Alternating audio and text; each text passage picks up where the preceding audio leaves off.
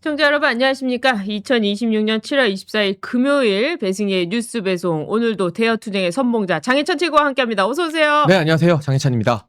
요즘 좌파 방송도 많이 나가시잖아요. 일부러 많이 나가요. 왜요? 왜냐하면 제가 안 나가면 예. 그 한동훈 떨거지들이 나가가지고 대도 않는 소리 하기도 하고 예.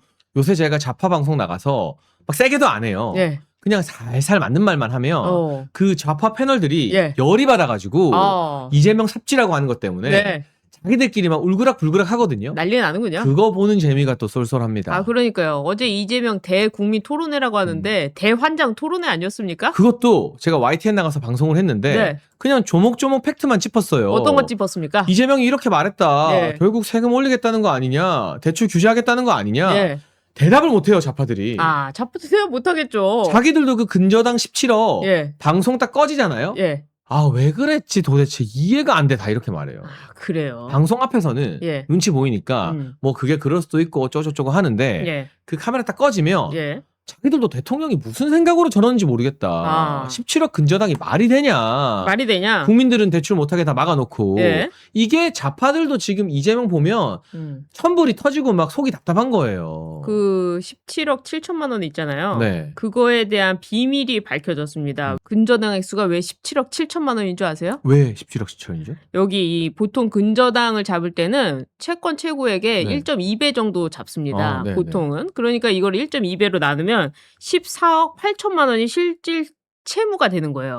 거기다가 여기 전세가 11억 3천만 원이 들어가 있었잖아요. 그렇죠. 그러니까 29억 원에서 이 모든 채무를 빼면은 2억 9천만 원이 남아요. 2억 9천. 그러면 29억의 10%면 얼마입니까? 2억 9천. 이게 10%가 보통 계약금이잖아요. 아, 딱 계약금만 가지고 넘어간 거네. 넘어간 거죠. 아. 근데 우리한테는 17억 7천이라고 사실상 뻥을 친 거 아니냐. 아. 그런데다가 이제 20억이 넘으면 대출이 2억 원이 나오잖아요. 2억까지 나오죠. 네. 그러니까 2억을 대출 받은 거 아니냐. 만약에 은행 대출 2억을 받았으면 9천만 원 가지고 30억짜리 집을 가져가는 셈인 거예요. 그렇습니다. 지금 이렇게까지 꼼수를 쓴 거 아니냐고 하면서 이게 SNS에 다 나오고 있어요. 그리고 전 국민이 이제 부동산 최소 29억 원짜리 살 때는 요렇게 사면 되는구나까지 알게 됐는데 어제 대국민 토론회 그거 왜 한 겁니까? 그러니까요. 거기서 이상한 말이나 계속 했잖아요. 이상한 말 했잖아요. 다 나온 사람들 좌파 패널이라면서요. 네, 실거주 부동산도 다 투기다. 다 투기다. 기존의 대출도 규제해야 된다. 자. 뭐 보유세는 3배로 하는 게 정상이다. 예.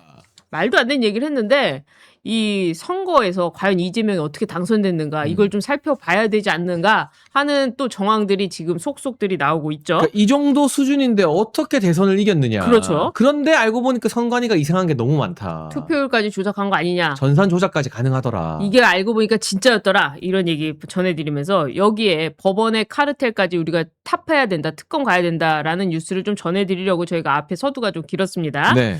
법원에서요. 선관위 직원들의 메신저에 대한 기록은 영장을 기각했던 것으로 밝혀졌다고 하는데 이게 어떤 의미죠? 이게 말이 안 되는 게요. 예. 지금 일부 확보한 메신저 내용을 보면 예. 선관위 직원들끼리 이거 투표율 잘못 입력했다. 위에 보고하지 말자. 예. 우리 여기서 이만큼 조작할 테니까 너가 저기서 조작해. 예. 그래서 맞추자. 이 대화 내용이 핵심이잖아요. 그렇죠. 그러면 이런 식의 대화가 앞에 얼마나 더 많이 있었는지를 그렇죠. 추가적인 압수수색으로 확보를 해서 예. 이게 얼마나 비일비재하게 일어나고 어떤 조작, 과연 투표율만 조작했겠느냐. 사람들이 그래요. 투표율을 전산 조작하는데 득표율은 못하겠느냐고. 그렇죠. 투표율이 조작됐으면 당연히 득표율도 조작되죠. 그걸 보자는데 법원이 예. 안 돼. 메신저는 더 못 봐. 아. 이게 말이 되냐고요. 이게 결국 법원장들이 선관위원장하고 하다 보니까 그렇죠. 짬짬이로 선관위의 진짜 치부를 지금 감춰주는 거 아니냐. 예. 근데 이거는 합수본이 예. 영장 신청을 대충 했을 가능성도 있어요. 아, 그럴 수도 있겠네요. 왜냐하면 합수본이 이재명의 손발이니까 그렇죠. 마지 못해서 요 정도는 지금 파헤쳤는데 너무 깊이 들어가는 건 싫다. 그렇죠. 그러니까 특검이 빨리 출범해서 예. 특검이 제대로 된 영장으로 메신저 이거 다 가져와라 해야 되는 거예요. 그러네요. 이 투표율 조작 정황이 포착된 만큼 이 수사가 제대로 돼야 되는데 법원에서 영장, 특히 이 메신저와 이메일에 대한 영장을 기각했기 때문에 수사에 대한 차질도 우려가 되는 상황입니다. 그렇죠. 그런데 더 중요한 것은요. 지금 과천, 그리고 서울, 송파, 강남 이런 데만 있잖아요. 네. 다른 지역은 안 했겠는가. 전국에 6.3 지방선거 전국에 그리고 그 전에 있었던 대선 같은 경우에 안 했겠는가. 그렇다면은 이 투표율 조작 다른 지역 선관위도 발생할 가능성이 있다.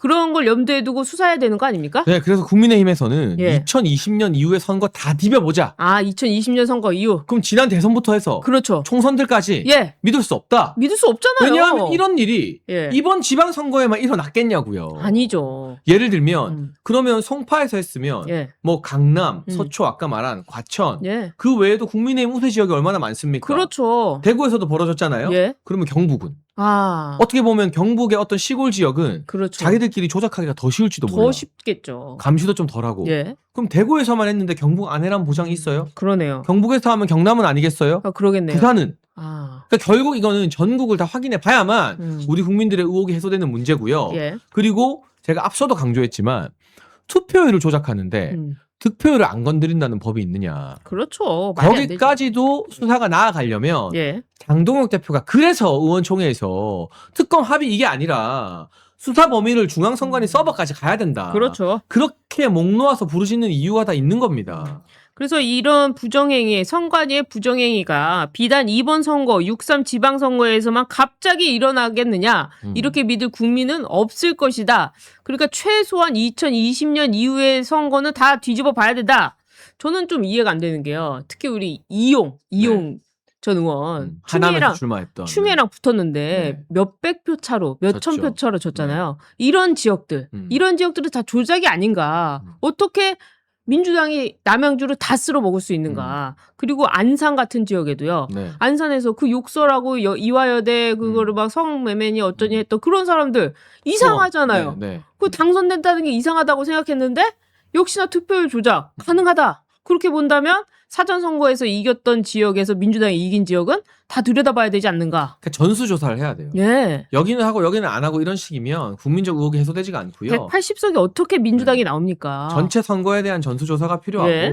하나라도 만약에 의혹이 발견되잖아요. 사실로. 예. 그러면 사실 그 선거 결과는 무효가 되는 겁니다. 그러니까 지금 있는 국회는요 해산돼야 돼요. 왜냐하면 예. 우리가 수능 볼 때요. 예. 한 문제 커닝했으니까 그럼 이 문제만 취소하고 나머지는 점수 받을게요. CR이 먹히나요? 안 먹히죠. CR도 안 먹혀요. 그렇죠. 변호사 시험 예. 얼마 전에 예. 이거 얼마 전 뉴스인데요. 변호사 시험에서 누가 핸드폰을 몰래 들고 들어간 거예요. 어. 그걸로 컨닝을 했는지 안 했는지도 몰라요. 예. 핸드폰 들고 갔다는 이유만으로 그 사람 변호사 시험 영원히 응시 못하게 됐어요. 아. 수능도 마찬가지예요. 그렇죠. 컨닝을 안 해도 예. 핸드폰 잘못 들고 들어가면 수능 못 칩니다. 못 치죠. 근데 선거는 왜 예. 지금 선관위나 민주당 주장은 송파에서 잘못된 것만 조율하자.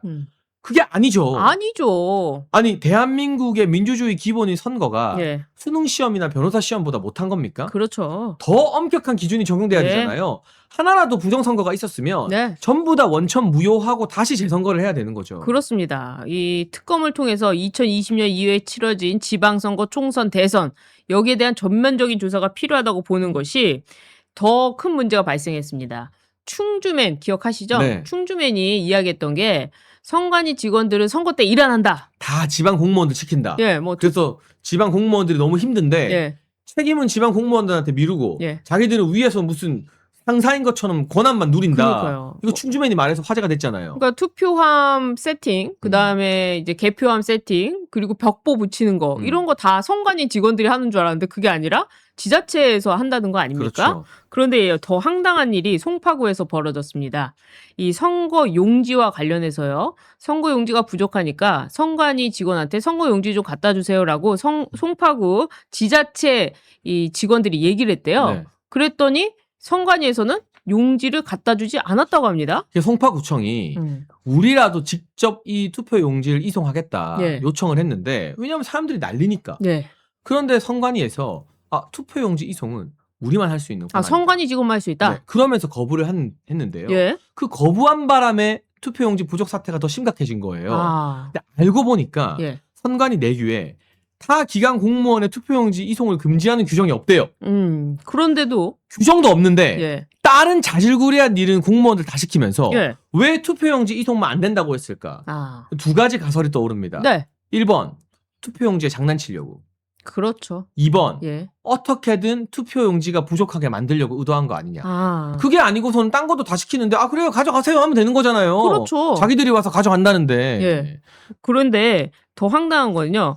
송파구 선관위 사무실을 이 송파구 직원이 직접 방문해서 투표용지 좀 가져갈게요라고 했더니 이 선관위에서 한다는 말이 투표율이 60% 이내로 예측되기 때문에 용지는 충분하다라면서 용지를 주는 걸 거절했다는 거예요. 그러니까 이상하다는 거죠. 왜 거절합니까? 용지를 이거는- 남게 줘야 되는 거 아닙니까? 이거는 의도적이라는 생각이 들 수밖에 없다는 거죠. 지금 올림픽공원에 가서 보니까 4만 장의 표가 있었는데 그걸 네. 일부러 안 줬다는 거 아닙니까? 그러니까 없는 것도 아니고 예. 용지가 있는데도 있는데도 가진 이유를 대고 예. 뭐 우리 직원이 직접 가야 된다. 60% 안 넘을 거다. 예. 그러니까 이거는 고의적으로 투표율을 떨어뜨리려고 했다고 밖에 볼 수가 없는 거죠. 그렇죠. 게다가 이 자치행정팀장, 그 송파구의 자치행정팀장이 얼마나 송파구 곳곳을 잘 알겠어요. 또 이렇게 가면 투표소 더 빠르고 하는 거 아니까 우리가 가져가겠다라고 했는데도 선관위 직원이 그럴 수 없다라고 하면서 너는 운전만 해라 하고 선관위 직원이 일부러 투표용지를 배송했다는 겁니다. 이거는 있을 수 없는 일이죠. 그러니까 아무 규정도 없습니다. 그래서 현장에서 투표 사무를 맡았던 구청 직원은요, 실제 이송된 투표용지 수량조차 제대로 파악할 수 없었다고 합니다. 그러니까 이 투표 용지에 대해서 우리가 신뢰하기가 힘들다는 거죠. 그러니까 투표용지 숫자와 그리고 투표자 수 그리고 실제 유효 투표자 수 이게 지금 딱 맞아떨어져야 되는데 앞서서 전해드린 대로 투표자 수를 먼저 입력하고 거기에 맞춰서 투표용지를 안 갖다 주고 그다음에 나중에 득표율까지 맞추는 이런 3단계 시스템을 거친 거 아니냐. 지금 이렇게밖에 될 수가 없어요. 그리고 어쨌거나 온갖 자질구레한 업무를 지방직 공무원들에게 떠넘기면서 유독 이날 중요한 지역의 투표 용지에 대해서만 선관위가 이런 고집을 부렸다는 거. 그러면 당연히 우리 국민들이 지금 올림픽공원에서 네. 그 투표 용지 증거니까 건드리지 마라. 그렇죠. 어떤 장난질이 있었는지 예. 모른다. 하나하나 특검이 와서 다 확인해 봐야 된다. 라고 말하는 올림픽공원의 외침이 점점 더 설득력을 얻게 되는 겁니다. 그러니까 굳이 용지를 선관위 직원이 옮기고 그 용지에 대한 숫자도 말을 안 해주고 무투표 용지를 갖다가 쓰게끔 하고 하는 것들이 다 조작의 연관. 이제는 부실을 넘어서요. 부정이죠. 부정선거이라고 네. 말할 수밖에 없어요. 부실이라고 했던 한동훈계는 이제 어떻게 될까요? 뭐 이제 이 문제 가지고 지들이 뒤늦게 법안 발의하고 뭐고 하고 있지만 예. 가장 극렬하게 부정선거를 부정하면서 난리쳤던 게 한동훈 아니겠습니까? 그렇죠. 적어도 이 문제 앞에서는 지금 전산 조작 앞에서는 한동훈이든 친한계든 장동혁 대표한테 반기를 들었던 국회의원들이든 다 할 말이 없어지는 거죠. 그렇죠. 왜? 장동혁 대표는 이미 예. 그 결과 나오기 전에 예. 전산 조작 드러나기 전부터 그렇죠. 서버 압수수색해야 된다. 예. 특검 범위 그렇게 넓혀야 된다. 올공 나가서 의원총회에서 말했던 유일한 인물이잖아요. 그렇습니다. 그러면은 그 말이 맞았으면 다른 인간들은 이제 좀 조용히 있어야죠. 그렇죠. 이런 걸 보면은 누군가 마음만 먹으면 선관위가 마음만 먹으면 한 사람 당선시키는 거 일도 아니겠어요? 그렇겠죠. 네. 이런 보세요. 선관위 투표용지 옮기는 거 그게 뭐가 그렇게 어려운 일이라고 선관위 직원들이 굳이 옮기면서 무투표용지까지 해가면서 이상하지 않습니까, 여러분? 그리고 여기에 대한 해명은 더 황당합니다. 해명 어떻습니까? 선관위 해명? 이게 압수수색이 들어가고 수사가 들어가니까 예. 선관위 직원이 어차피 최종 투표율이 중요한 거 아니냐. 네. 우리가 뭐라고요? 중간 과정에서 전산 조작을 해도 네. 여기서 조작하고 여기서 조작해서 최종 투표율은 맞추면 되는 거 아니냐. 그 무슨 말입니까? 이따위 말을 지금 해명이라고 변명이라고 하고 있는 겁니다. 야, 이게 정말 황당한 주장인데요. 최종 투표율만 맞으면 되는 거 아니냐? 이거 어디서 나온 해명일까요? 그러면 예. 마찬가지로 투표율도 다 조작한 다음에 예. 뭐 어차피 모르겠어요. 민주당만 이기면 되는 거 아니냐. 그렇죠. 뭐 이렇게 말하는 건가? 한 표 차로라도. 도대체 무슨 말인지 모르겠어요, 이거는. 아니, 이거는 말이 안 되는 얘기인 게 이게 다 투표가 공정하게 그리고 그 시스템이 공개적으로 입증 가능한 정도가 돼야지만이 우리가 믿을 수 있는 거 아닙니까? 그럼요. 그 과정이 중요한 건데 그럼요. 최종만 맞으면 되는 거 아니냐 이런 식으로 생각하니까 선관위 직원을 지금 믿을 수가 없다는 거 아닙니까? 그러니까 이런 식의 태도를 보면 과연 얘네가 투표율만 전산 조작을 했겠느냐.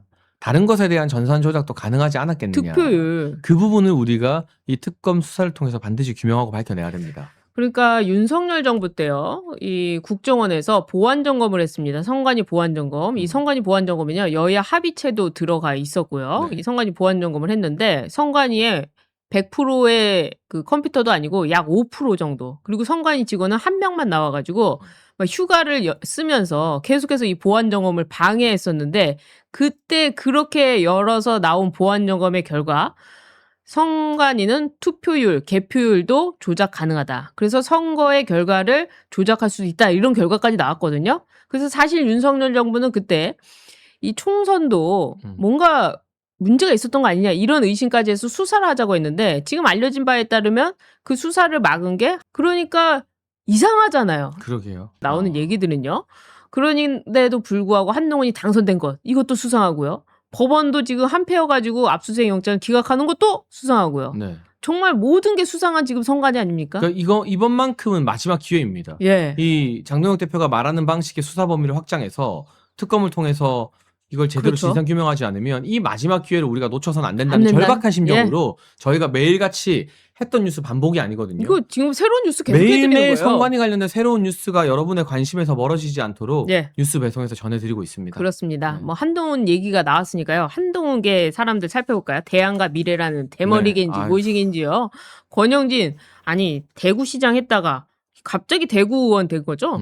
이 권영진이 뭘 잘못했습니까? 이게 상임위 배분이 마음에 안 들었나 봐요. 상임이요. 예를 들면 뭐 정무위원회로 가라, 뭐 산자위원회로 가라, 뭐 국토위원회로 가라 예. 이런 걸 배분하는 게 원내대표 권한이거든요. 예. 근데 자기가 원하는 대로 어떻게 다 넣어줘요. 아, 말이 안 되죠. 때로는 인기 없는 상임위 갈 수도 있고. 그렇죠. 근데 권영진이 그게 마음에 안 들었나 봐요. 아, 자기가 배정된 상임이. 네, 그래서 원내대표실로 가서 예. 정점식 나와봐 한 다음에 정정심 나. 정정식 원내대표 멱살을 잡고 항의를 했대요. 멱살을 잡았다고요? 주변에서 말리니까 예. 내가 깽판을 쳐야 말을 들어준다. 멱살 10번이라도 잡는다 해놓고 어머. 예. 그 옆에 송원석 전 원내대표가 또 말렸대요. 예. 말렸대. 송원석 원내대표 멱살도 잡았대요. 아, 그래요? 전직 현직 원내대표 멱살을 잡고 깽판을 친 거예요. 야, 아니요. 이래놓고 예. 논란이 되니까 예. 저도 어제 막 열받아서 글을 쓰고 하니까 이제 와서 사과한다고 하는데 이건 사과할 일이 아니라 의원직 사퇴할 일입니다. 그러게 말이에요. 이거는. 이 한동훈계는 도대체 왜 이러는 겁니까? 아니 언제 한번 네 민주당을 향해서 이렇게 분노하고 멱살 잡아봤습니까? 그러니까요. 가서 이재명 멱살 잡아봤냐고요. 근데 어떻게 이게 아무리 당의 기강이 개판이고 무너져도 그렇지 예. 원내대표가 상임위 배정한 게 마음에 안 든다고 멱살 잡는 거는 제 주변의 당직자 선배들이 예. 평생 국회에서 처음 보는 광경이래요. 상임위 어디 상임위 가고 싶었답니까? 모르겠어요. 뭐 정무인지 뭐 어디인지 뭐 1, 2, 3순위가 있을 텐데. 네.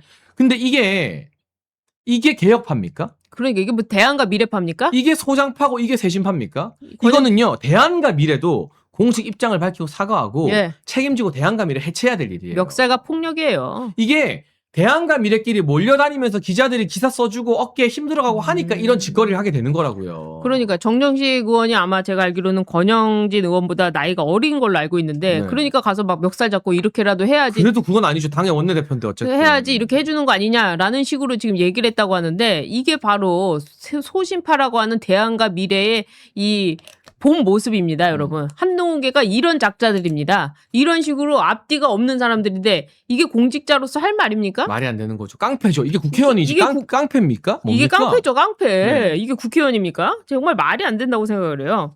자, 그리고 또 그 민주당으로 넘어가면요. 네.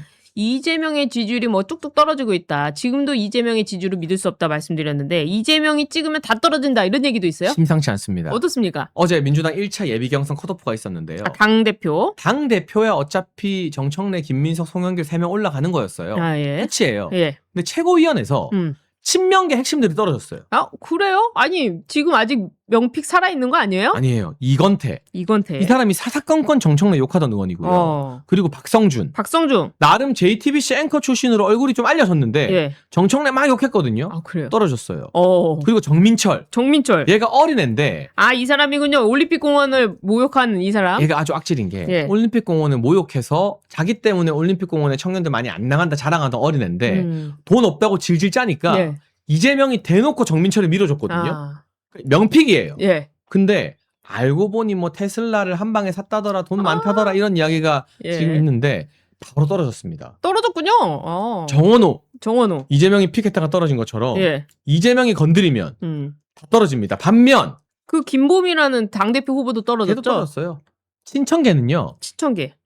이 한민수, 예. 최민희, 어. 이성윤 셋 다 최고위원들이 이번에 예비경선 통과했어요. 오. 이러면 어떻게 되느냐? 어떻게 됩니까? 설령 당대표가 김민석이 운 좋게 돼도 예. 최고위원회가 친천계에 장악당하면 식물 당대표가 되는 거예요. 그러네요. 아무것도 못하는. 예. 아, 지금 보니까 당대표에서 김봄이라는 그 여성, 젊은 여성 이재명이 팔로우 해가지고 올라갔었잖아요. 떨어졌어요. 바로 떨어졌고 네. 그리고 정청래를 떨어뜨리고 싶었던 이재명 속에는 정청래가 오히려 더 붙었고 맞아요. 또 정청래가 지금 여론조사로 보니까 1위가 계속 나오고 있더라고요. 그리고 최고위원회에서 친청계가 더 많이 이제 당선이 되면 이재명의 힘은 쭉쭉 빠지겠네요. 그리고 이번에 떨어진 친명계 의원 중에 이건태, 박성중 현역 의원이잖아요. 예. 이 사람이 뭐 하던 사람들이냐? 공소 취소 모임 주도했던 인물들입니다. 아 공소 취소. 그럼 공소 취소 모임 주도했던 인물 2명이 똑 떨어졌다는 건 예. 민주당 지지층들마저도 아. 야 이재명 공소 취소하려다가 우리 당 망하는 거 아니야. 예. 이재명한테 끌려가면 안 돼. 음. 지금 민주당 당원들이 이재명을 버리기 시작했다는 게 바로 이 증거인 겁니다. 그러네요. 게다가 이 지금 민주당에서 얘기하고 있는 검찰의 보안 수사권 폐지 뭐 얘기가 나오고 있는데요. 이건 뭐 잠깐만 설명드리자면 과연 국민들이 검찰을 신뢰할 수 있는가 하는 문제로 귀결되는 것 같아요. 이 정자동 호텔 개발 특혜 의혹을 이재명이 특혜를 줬다 하면서 성남시장 때 했던 얘기 이거 수사되지 않았습니까? 네, 근데 이게 결국에는 불기소 처분이 나왔는데 검찰에서. 이거는 결국 검찰도 지금 어떻게든 수사권을 살려달라고 하면서 이재명과 민주당 관련된 인사들의 수사나 재판에 있어서는 아. 나날이 백기를 들고 있는 거거든요. 예. 그러니까 지금의 이 썩은 검찰들도 예. 우리가 검찰이 이뻐서 보안 수사권 남겨놓으라는 게 아니거든요. 그렇죠. 이런 정치 검찰도 나중에 다 역사의 심판을 받아야 될 겁니다. 정치 검찰이 한동훈도 역사의 심판을 받게 되지 않을까 생각이 들면서 그럼요. 홍준표 시장이 그런 얘기도 하더라고요. 모 종편 채널의 앵커가 한동훈의 대변인 하는 게 낫다. 대변인 하는 게 낫다. 누굽니까? 뭐 이 사람들이 이름 말 안 해도 다 알고 있긴 한데 가발 A의 네.